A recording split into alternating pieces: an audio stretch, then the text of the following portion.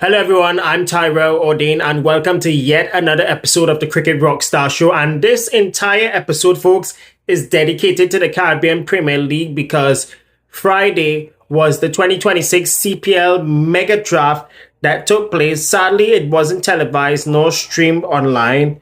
So without further ado, let's see how it went, ladies and gentlemen.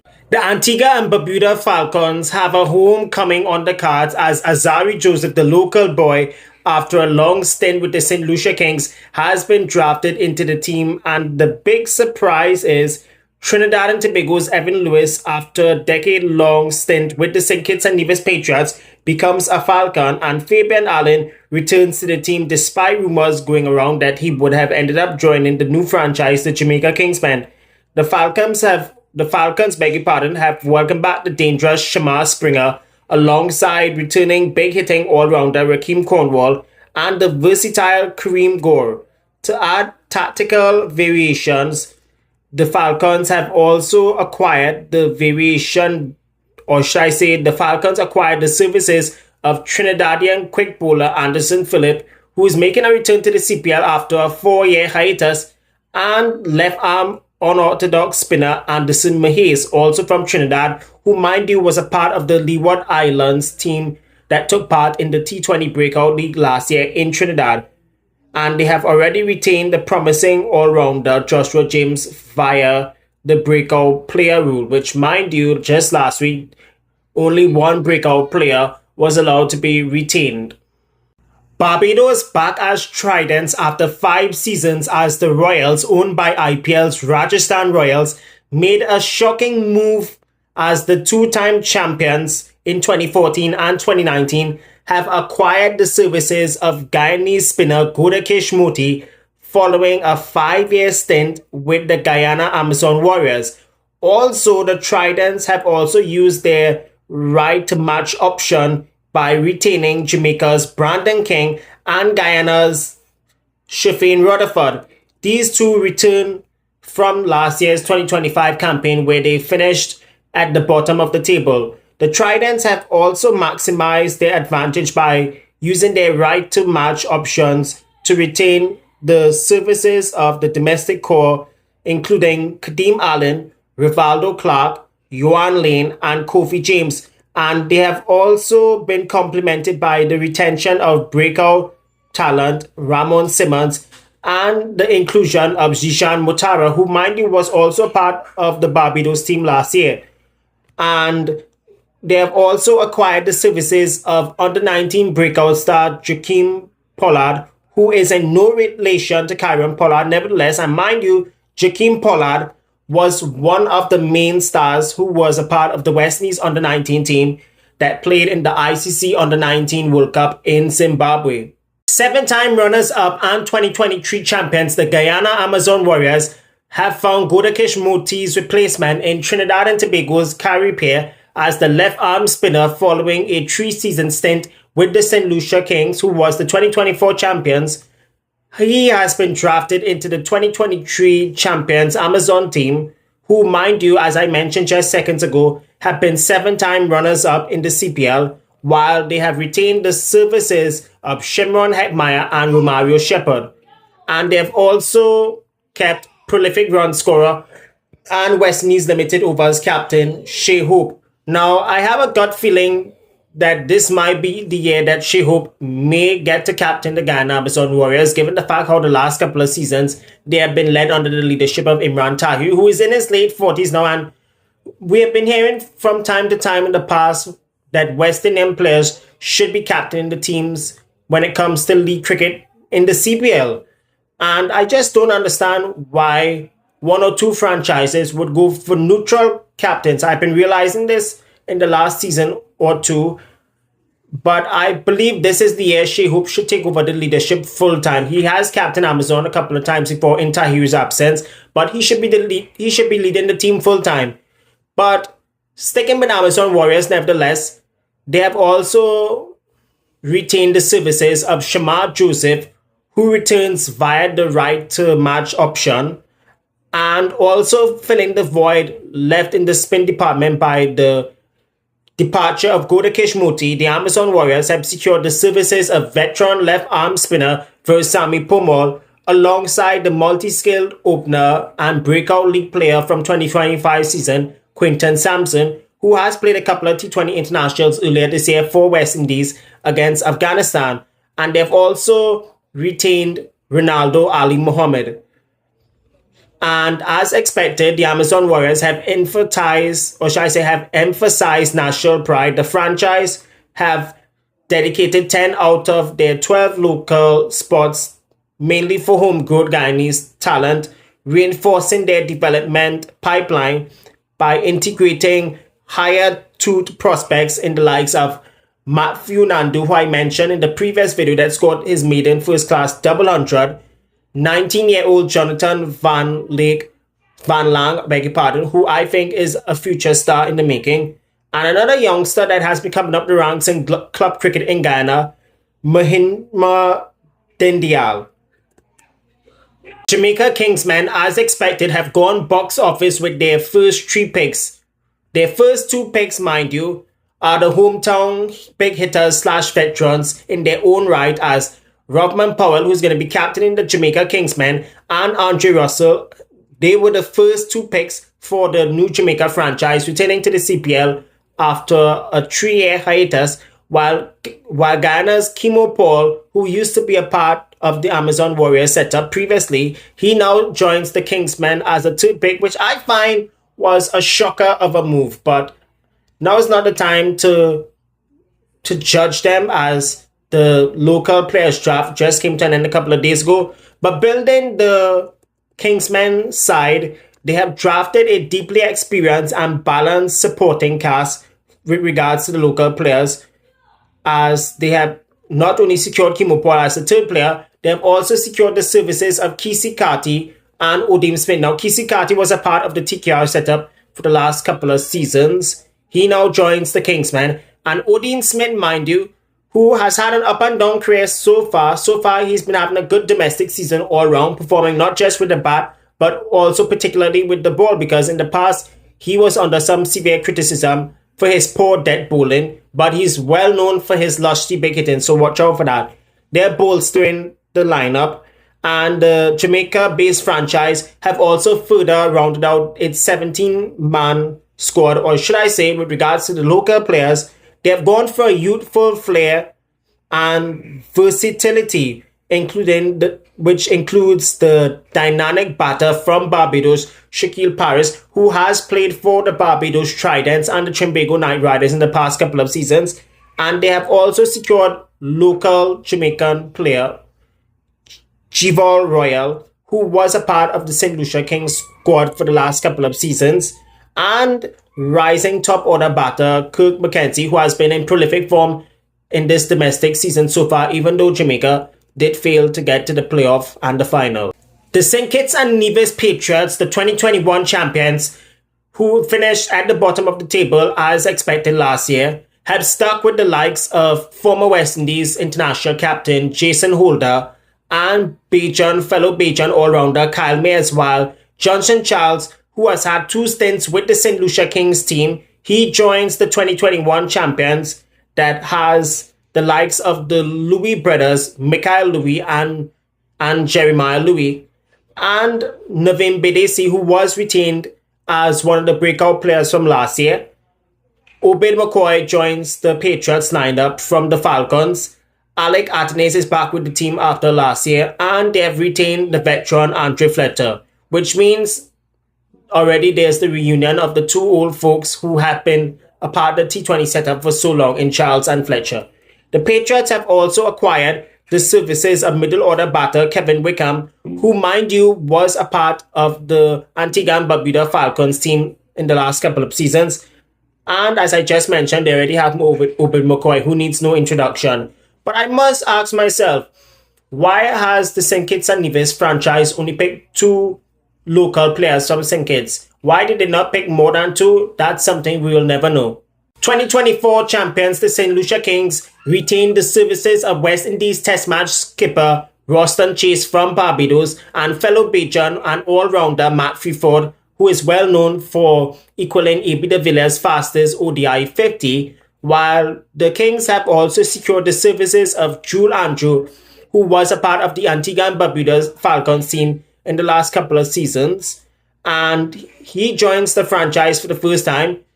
So does Barbados' McKenny Clark, who was a part of the Trinbago Night Riders team that won last year's CPL final in Guyana.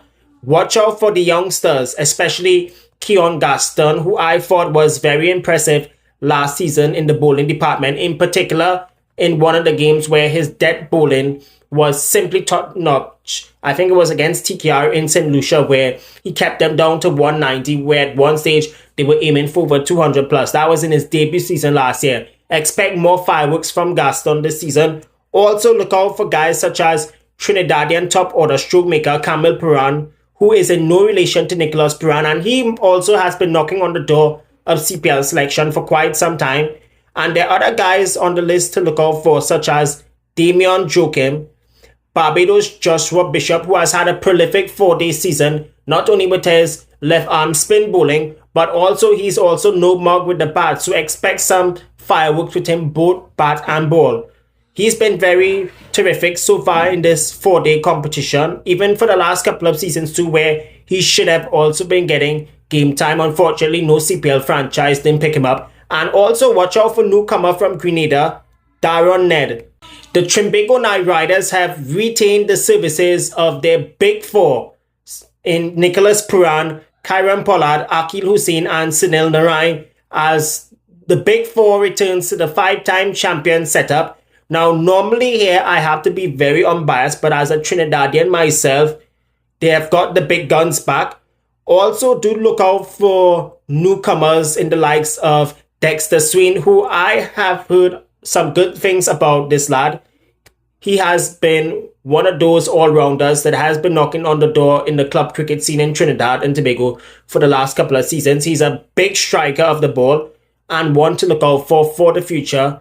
And there's also this raw fast bowler that's coming up the ranks from Queen's Park and was a part of the Trinidad and Tobago under-19 team in the past and was captain. Look out for Abdul Rahim Toplin, who so far this season has been the pick up the bowlers for QPCC in the ongoing Trinidad and Tobago TKR Presents T20 Festival that's currently taking place at the Queen's Park Oval. He's been one of the leading wicket takers.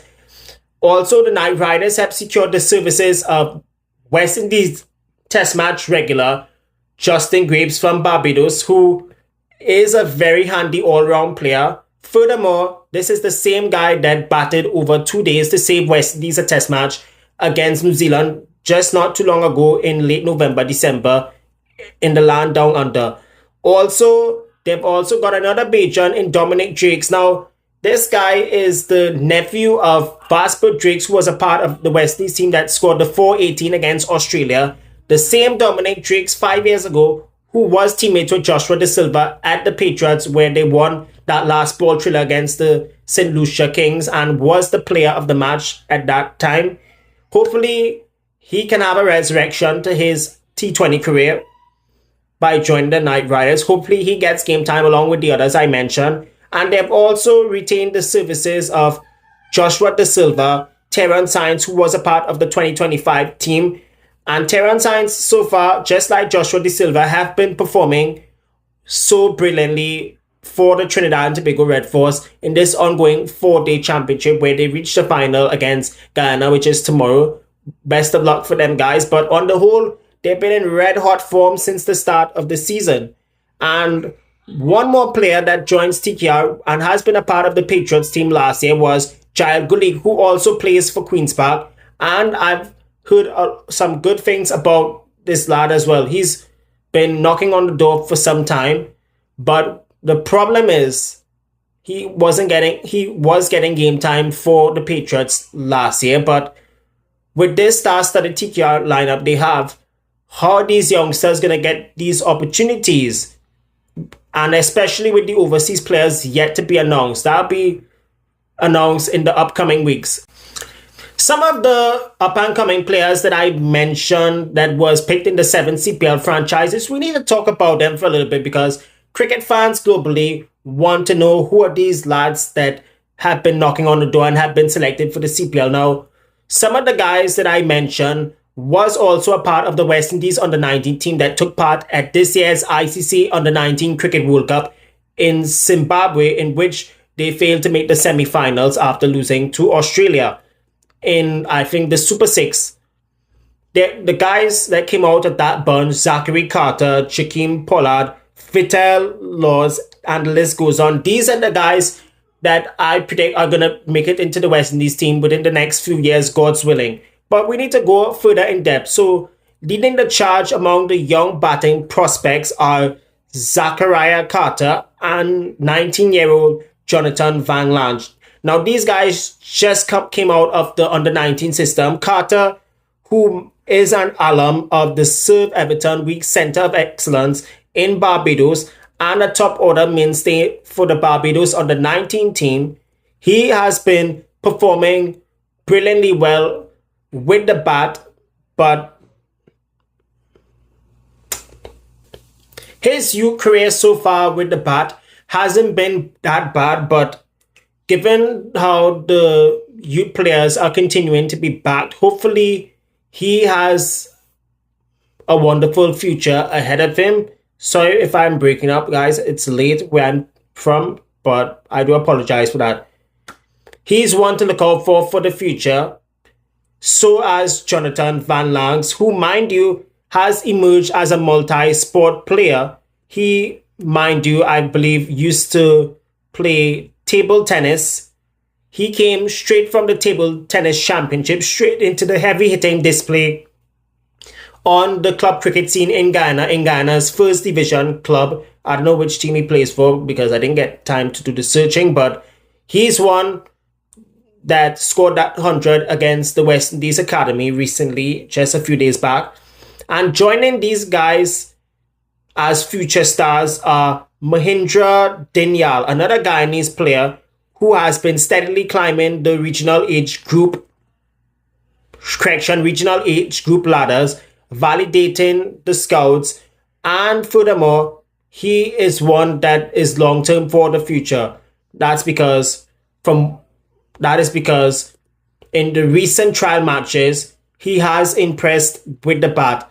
But on the bowling and the all-round department front, in the CPL draft, there were a couple of players that are unknowns. For example, Jakeem Pollard, who, mind you, has had a brilliant youth ODI career. He was one of the breakout players from the West Indies team that took part in the Under-19 World Cup in Zimbabwe. And also look out for Anderson Mahez. These guys that I'm mentioning are future stars. Jakeem Pollard, who is in no relation to modern T20 icon Kyron Pollard, he has been absolutely electrifying as a left-arm opening bowler, not just for the Barbados under-19s, but also for the West Indies under-19s. So far, his bowling average has been 17.29. He took 24 wickets in his youth career so far, while Anderson Mahez, hailing from Trinidad and Tobago, but featured for the Leeward Islands Thunder in the last year's breakout league in Trinidad and Tobago, where Cricket West Indies had the competition.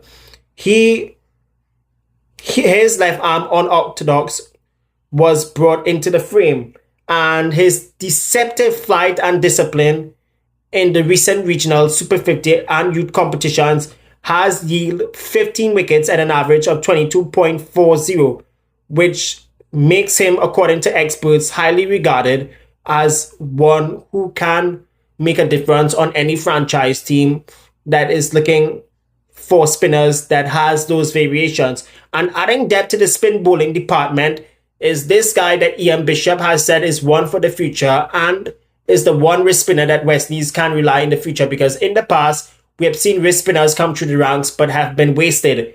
This guy that I'm talking about from Jamaica is Vital Laws, the unique left-arm unorthodox wrist spinner whose rare skill set has confused a lot of the batters. Even in the Under-19 World Cup too, this lad, Lois, has carved out a brilliant start to his professional career. He came through the Under-19 ranks just like the others, but in his youth career so far, he has secured 25 wickets at an average of 21.36 for the West Indies under-19s and also for the Jamaican youth squads, establishing himself as a genuine wicket-taking bowler in the middle phases.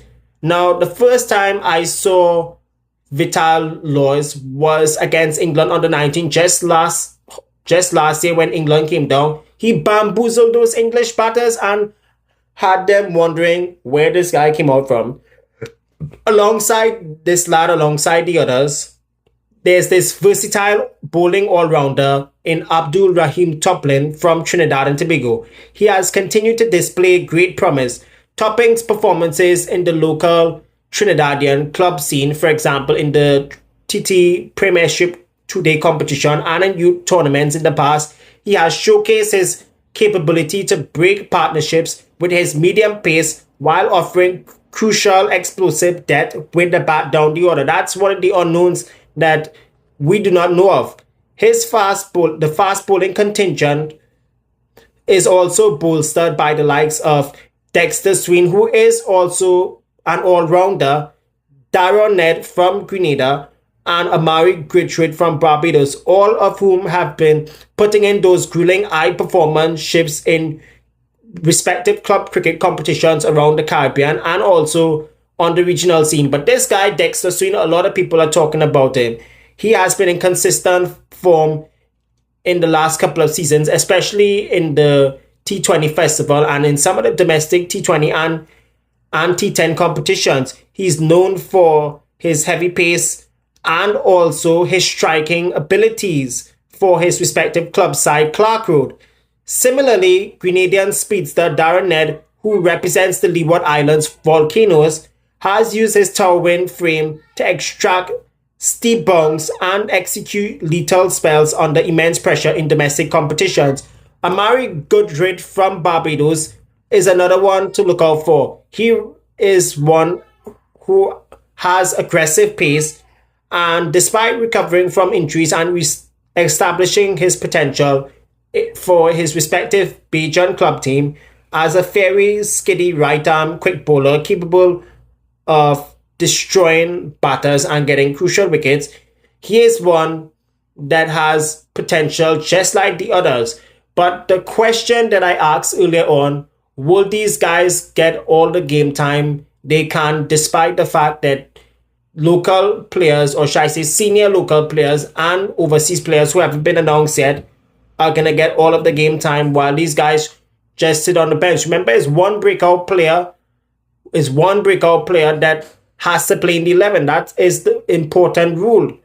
And one other thing that I would have liked for CPL to implement is the impact substitute, mainly for the emerging players and for the local players. If you've seen the IPL so far, that impact substitute rule has been exploited big time, with players coming off the bench and performing and giving the other team the unequal advantage. Finally, I forgot to also point out the dynamic Camille Puran, who is in no relation to international star Nicholas Puran.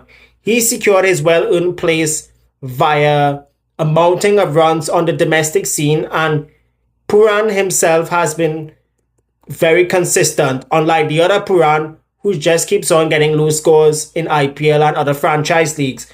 But Camille Puran is one that has been performing quite magnificently well within the last couple of seasons and has been breaking down the door for quite some time. Will he be getting a lot of game time alongside the others? That is the question that is yet to be seen. But nevertheless, though, these are the guys that are the future, not just for their respective islands, but also for West Indies cricket, only if they are managed properly, because we have seen over the years, West Indies cricket has messed up players' talents and reputations big time. Only time would tell if these guys get all of the opportunity in this year's CPL. God's willing, only fingers crossed. That's going to do it for part 2, or should I say episode 54 of the Cricket Rockstar Show. Hope you guys liked it. From all of us here, I'm Tyrell Ordine, aka the Cricket Rockstar. Your handsome Cricket Rockstar is trying to build a team that can edit out videos and also get them up on the page. So until we meet again, guys, love in the house, and let's keep one another safe. Bye for now.